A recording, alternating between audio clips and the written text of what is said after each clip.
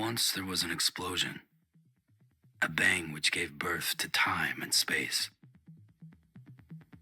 Once there was an explosion, a bang which set a planet spinning in that space.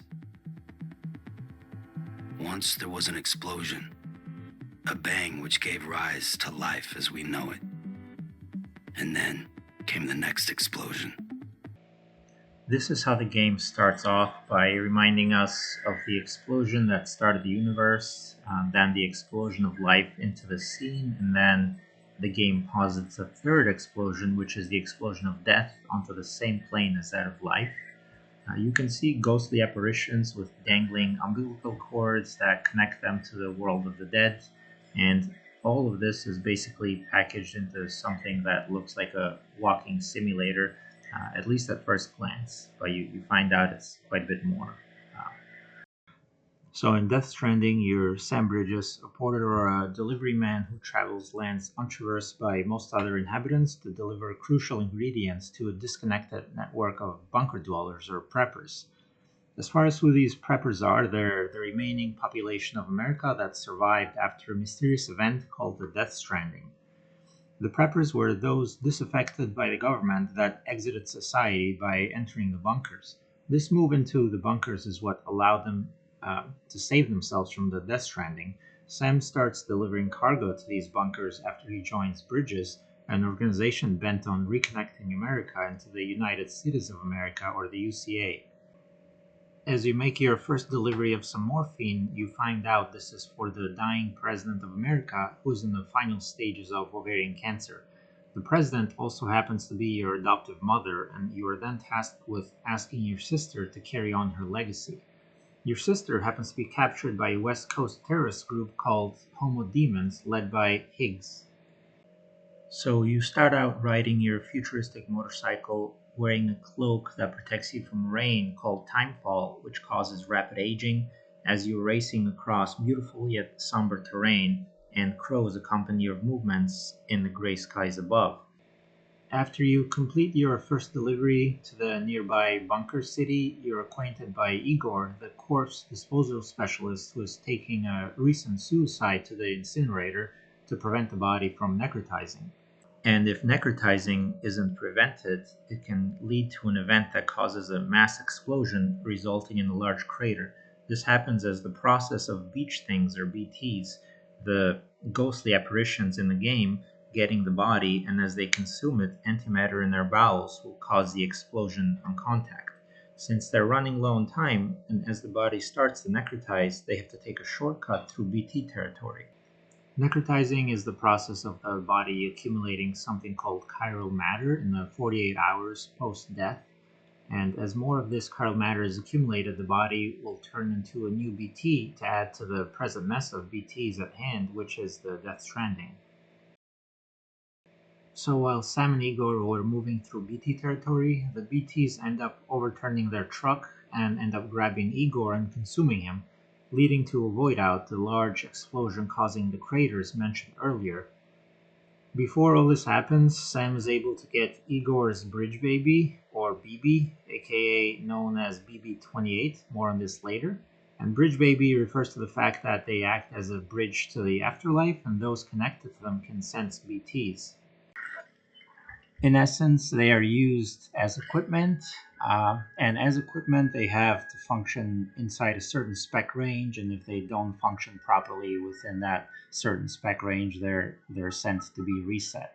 So, one example would be if the BB has grown too attached to its owner, it loses its ability to detect BTs. So, if this happens, it's then taken to a still mother, which is a brain dead mother, for a reset or recalibration. And this attachment to a brain dead mother is what allows the BBs to sense the afterlife and therefore BTs. Another thing is that the levels of chiralium in the atmosphere will affect the BB's ability to detect BTs. Chiralium is a special chemical that appeared in the atmosphere as the Death Stranding started. And we'll add more detail on this later, but essentially it's a crucial ingredient used in the operation of the chiral network. And Sam's most fundamental task in the game is to be able to connect the chiral network throughout all of America in order to make the country whole again and create the UCA, or the United Cities of America.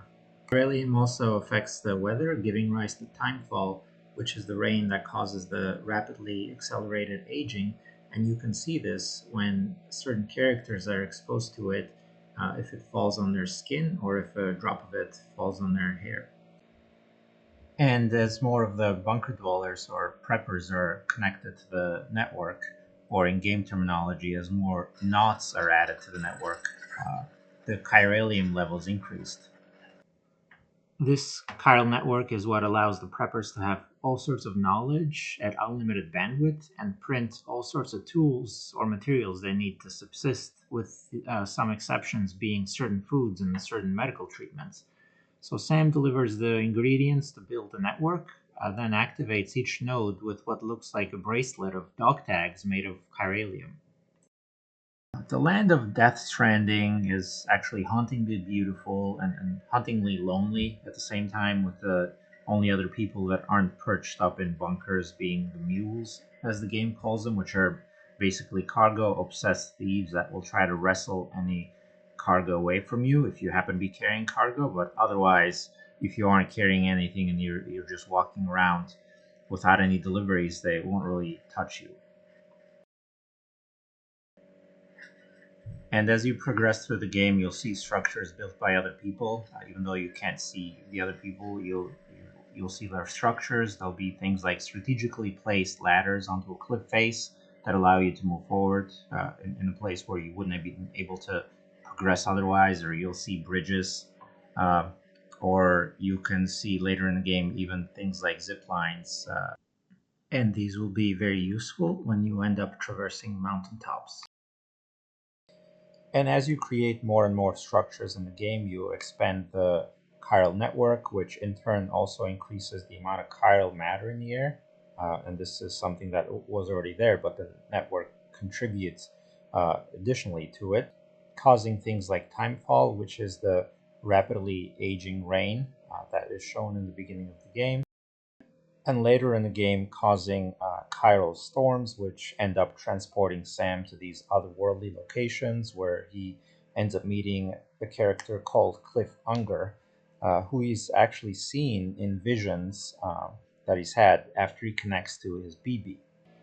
And as Sam moves from the east coast of America to the west coast to connect the network and bring in additional nodes into the network and eventually rescue his sister Amelie, he brings in lots of other specialists like engineers, artists, and paleontologists, and end up working with some of them to uncover the mysteries of the Death Stranding. Specifically, he brings in some earth samples to the paleontologist who analyzes them and concludes that the chiral matter and the tar that bubbles up during BT encounters came out of the Earth's mantle. The paleontologist finds evidence of an umbilical cord from a dinosaur fossil that Sam brings in.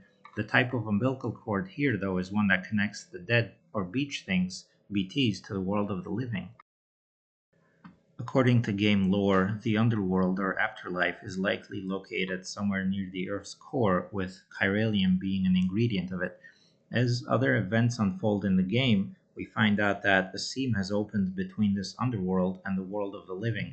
Apparently, the reason for this was that Bridget and Amelie, who is the manifestation of Bridget's soul as distinct from her body, has caused this upon reviving a dead baby Sam.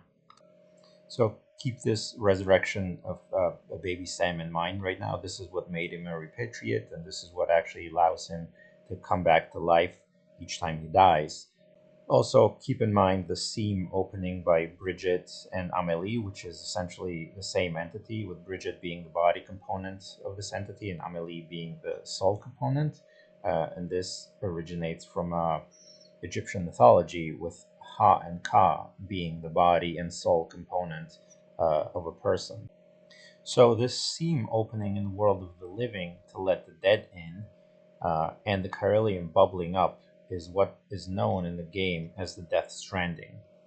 The Death Stranding is implied to be linked to the previous 5 mass extinctions that have happened on the planet, and the tar that bubbles up when you encounter BTs has been found in layers of the Earth corresponding to the time frames of the previous 5 mass extinctions. but it is unclear if the previous Death Strandings caused the mass extinctions or vice versa. It could be that the mass extinctions, triggered by an extinction entity similar to Bridget or Amelie, have caused Death Strandings by overwhelming the inflow into the afterlife and leaving some souls stranded or death stranded. And okay, that's the end of part 1 of the video. Please check out part 2.